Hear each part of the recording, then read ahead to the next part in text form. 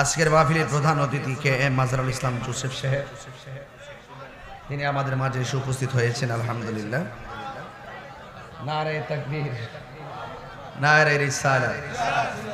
আল্লাহ পাক প্রধান অতিথির হায়াতে বরকত দান করুন, আমিন করুন। আলহামদুলিল্লাহ। না না, থ্যাংক ইউ। যাক, সবাই বলি আলহামদুলিল্লাহ। ইন্তেজামিয়া কমিটির পক্ষ থেকে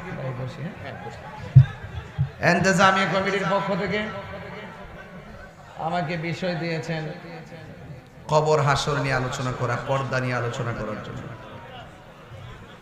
বিষয় দুইটা খুব গুরুত্বপূর্ণ। নামাজ যেমন ফরজ, পর্দাও তেমন ফরজ, ঠিক না?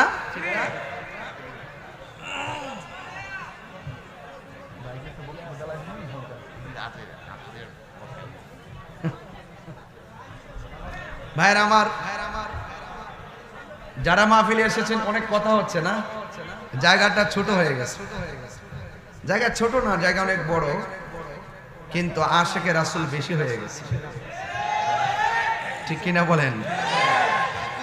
আজকের এই মাহফিলের ধাক্কা ধাক্কিতে আপনারা প্রমাণ করে দিয়েছেন সুন্নিরা বিরিয়ানি খাওয়ান না, সুন্নি নয়। আগামীকালই তো প্রমাণ হবে, কথা কন, ঠিক কিনা? এটা তো কাল, আগামীকাল তো শুধুমাত্র মিস কল দেওয়া হচ্ছে, চূড়ান্ত কলও আমাদের কাছে রেডি আছে, কথা কন, ঠিক কিনা? যাই হোক, সবকিছু মিলে আওয়াজ করবেন হায়াতের মালিক কে? ভাইয়ের আমার, এই বৈরী আবহাওয়ার মধ্যেও আপনারা যেভাবে এসেছেন, এখানে বসেছেন, এই গগনগরের আশেপাশে গুরুস্থান আছে না নাই? ওই গুরুস্থানের মানুষগুলো আর এখানে যারা বসে আছেন, আপনারা কি এক জিনিস? এটা মোল্লার কথা না, সেটা আল্লাহর কথা। যারা 3.5 হাত নিচে শুয়ে আছে ওই মানুষগুলো, আর আমরা যারা উপরে আছি তারা, উভয়ের বাস্তবতা হলো এইরকম যে ঘরের মধ্যে একটা ফুটা থাকলে বৃষ্টির পানি পড়লে ফুটাটা বন্ধ করে দেয়, যেন ঘরের মানুষের উপরে পানি না পড়ে।